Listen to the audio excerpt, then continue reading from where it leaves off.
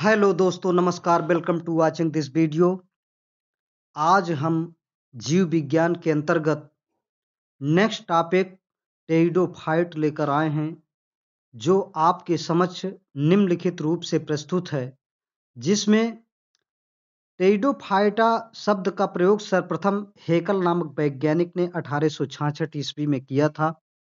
Pteridophytes सुविकसित संवहन तंत्रयुक्त cryptogams हैं, इसीलिए इन्हें संवहन क्रिप्टोगैम या वैस्कुलर क्रिप्टोगैम्स कहते हैं। सबसे छोटा टेरिडोफाइट्स एजोला होता है और सबसे बड़ा टेरिडोफाइट्स एल्सोफिला या इसी को एल्सोफिला या साइथिया कहते हैं। टेरिडोफाइट्स का मुख्य पौधा बीजाणुद्भिद स्पोरोफाइट्स होता है। बीजाणुद्भिद स्पोरोफाइट्स किन तीन भागों में विभाजित होता है: रूट, स्टेम, लीफ। अर्थात पादप जगत में यहाँ से टेरिडोफाइट से जड़, तना तथा पत्तियां बनना प्रारंभ हो जाती हैं। इसके बाद टेरिडोफाइट्स की उत्पत्ति पैलियोजोइक महाकल्प के किस काल में हुई? ये सिल्यूरिन पीरियड में हुई थी। इसके बाद टेरिडोफाइट्स किस काल में प्रमुख पौधों के रूप में पृथ्वी में विकसित हुए? डियोनी काल में या डियोनियन पीरियड में। मुख्यतः मरुद्भिद टेरिडोफाइट जीरोफाइटिक टेरिडोफाइट होते हैं, जिसे सिलेजिनेला, रूपेंस्ट्रिस तथा इक्विसिटम आर्वेंट्स कहते हैं। इसके बाद टेरिडोफाइट्स के जो संवहन बंडल या संवहन ऊतक होते हैं, वैस्कुलर बंडल, वो जाइलम एवं वाहिकाओं वेसल्स तथा फ्लोएम में सहायक कोशिकाओं कंपेनियन सेल्स और कैम्बियम का अभाव होता है।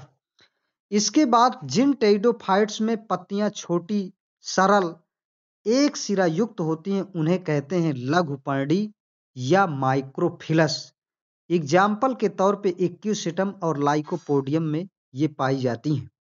इसके बाद जिन टेरिडोफाइट्स में पत्ती बड़ी, पिच्छाकार संयुक्त जटिल सिरा विन्यास वाली होती हैं, उन्हें कहते हैं गुरुपर्णी या जो है मेगाफिलस।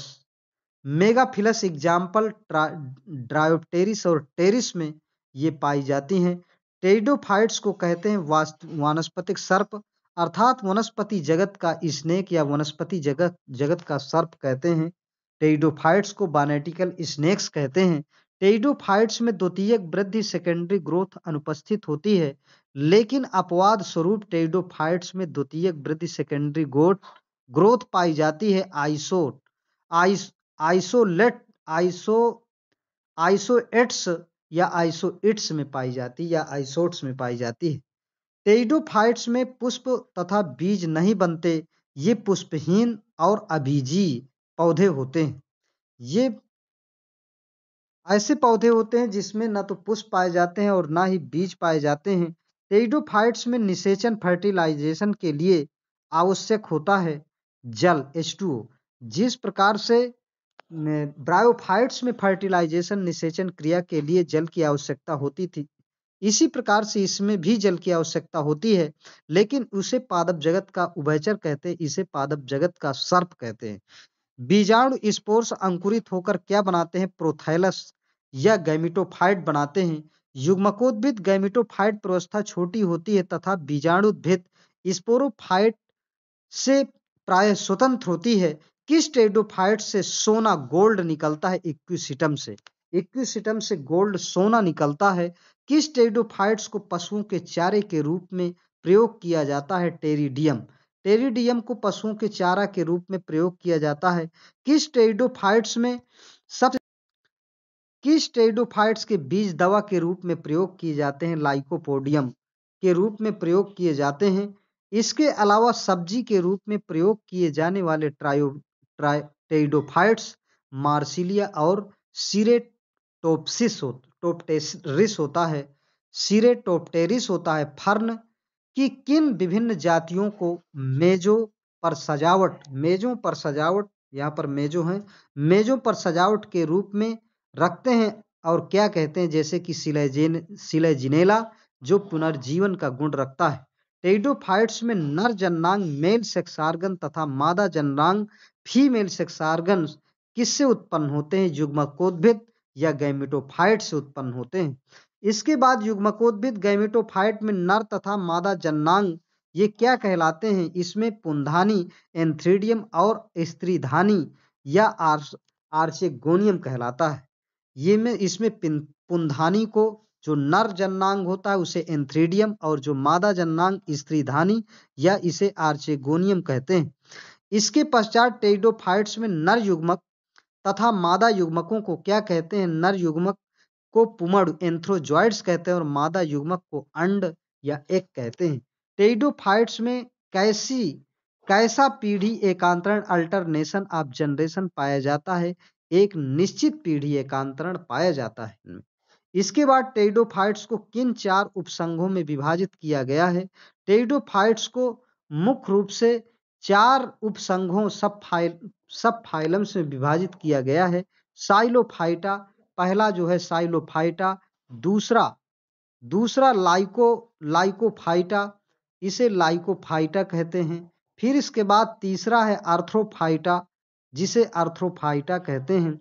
इसके बाद फिलिकोफाइटा। उपसंघ साइलोफाइटा के अंतर्गत आने वाले पौधों में संवहन ऊतक वैस्कुलर बंडल कहाँ पाया जाता है? केवल तने में पाया जाता है इसमें। और साइलोफाइटा में पौधों के जल अवशोषण अर्थात वाटर एब्जॉर्प्शन कौन करते हैं? मूलाधास या राइजोइड्स करते हैं। साइलोफाइटा पौधों में पत्तियां लीफ अनुपस्थित होती हैं। साइलोफाइटा के पौधे बीजाणुकता होमोस्पोरस होता है। उपसंघ साइलोफाइटा के अंतर्गत आने वाले पौधे होते हैं साइलोटम और राइनिया। राइनिया को फॉसिल या जीवाश्म टेरिडोफाइट्स के नाम से भी जानते हैं। इसके बाद उपसंघ लाइकोफाइटा जो होता है इसमें ग्रंथिल मास या क्लब मास इसे कहते हैं। उपसंघ लाइकोफाइटा या लाइकोफाइटा के पौधों को विभाजित करते हैं रूट, जड़, तना, स्टेम और पत्तियों में विभेदित करते हैं। इसके पश्चात उपसंघ लाइकोफाइटा के पौधों में संवहन ऊतक वैस्कुलर बंडल पाए जाते हैं सभी अंगों में। उपसंघ लाइकोफाइटा की जातियां जो होती हैं वो कुछ समबीजाणु और कुछ विषम बीजाणुक, ये 2 प्रकार के होते हैं।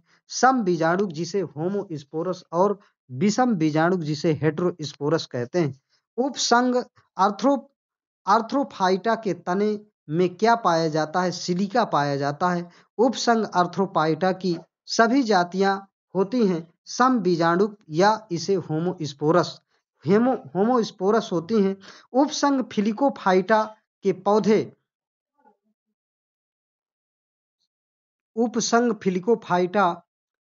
पौधे को क्या कहते हैं? फर्न कहते हैं।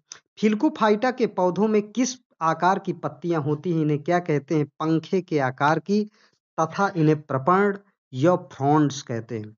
राइनिया वंश के जीवाश्म किन 2 वैज्ञानिकों ने खोजा था? किस्टर और लैंग 2 वैज्ञानिकों ने सन 1917 ईस्वी में इसको खोजा था। राइनिया की खोज कहाँ हुई थी? स्कॉटलैंड के एबरडीनशायर क्षेत्र में स्थित राइनी नामक स्थान में हुई थी, इसीलिए इसका नाम राइनिया पड़ा था। राइनिया की खोज राइनी नामक स्थान के खोजे जाने के कारण इसका नाम राइनिया पड़ा था। इसके पश्चात राइनिया वंश की अभी तक कितनी जातियां खोजी जा चुकी हैं? 2, राइनिया मेजर और राइनिया गुइन बघानी। राइनिया मेजर और राइनिया गुइन बघानी ये 2 जातियां। राइनिया के दोनों जातियों के जीवाश्म किस काल में खोजे गए? मध्य डिवोनी काल, मिडिल डिवोनियन पीरियड की चट्टानों में खोजा गया। लाइकोपोडियम के अन्य नाम है, लाइकोपोडियम का क्लब मास नाम है, ग्राउंड पाइन नाम है और तलसर्पी सदाबहार या ट्रेलिंग एवरग्रीन नाम है। इसके पश्चात ये जो है सिलेजिनेला के अन्य नाम क्या क्या हैं? सिलेजिनेला का जैसे कि स्पाइक मास या छोटे क्लब मास या स्मॉल क्लब मास नाम है। इक्विसिटम का नाम हार्सटेल के नाम से जानते हैं इक्विसिटम को, हार्सटेल। और इसके बाद एडियंटम का नाम मेडन हेयर फर्न है। और गार्सलिएज जैसे कि गार्सलिए एलीज आर्डर गण के सदस्यों को प्रायः कहते हैं जल फर्न या वाटर फर्न्स कहते हैं। मार्सिलिया का अन्य नाम पेपर वर्ट, मार्सिलिया को पेपर वर्ट भी कहते हैं। किसका तना स्टेम पर्व संधि तथा पर्व नोट्स एंड इंटर नोट्स में विभेदित होता है। ये एक्विसिटम का विभेदित होता है। प्रोटोस्टील शब्द किसने प्रतिपादित किया था? जेफ्री नामक वैज्ञानिक ने प्रोटोस्टील शब्द सबसे पहले प्रतिपादित किया था। अधिकांश टेरिडोफाइट्स जैसे कि एक्विसिटम, राइनिया, लाइकोपोडियम, साइलोटम तथा ड्रायोप्टेरिस होते हैं, ये सम बीजाणु या होमोस्पोरस होते हैं। जबकि कुछ टेरिडोफाइट जैसे कि सिलेजिनेला और मार्सिलिया ये होते हैं विषम बीजाणु या हेटेरोस्पोरी। वॉकिंग फर्न जिसे वॉकिंग फर्न किस टेरिडोफाइट्स को कहते हैं? एडियंटम को वॉकिंग फर्न के नाम से जानते हैं। मूल विहीन या रूटलेस फर्न, मूल विहीन फर्न किसे कहते हैं? साल्विनिया को कहते हैं। साल्विनिया में टेरिस के सोराई होते हैं विच्छिन्न और क्रमरूप या डिसकंटिन्यूअस एंड वर्मीफॉर्म होते हैं। इसके अतिरिक्त टेरिडोफाइट्स में पादप शरीर की उत्पत्ति टीलोमवाद किसके द्वारा प्रतिपादित किया गया था? जिमरमैन के द्वारा प्रतिपादित किया गया था। नाइट्रोजन स्थिरीकरण नाइट्रोजन फिक्सेशन करने वाला टेरिडोफाइट्स कौन सा है?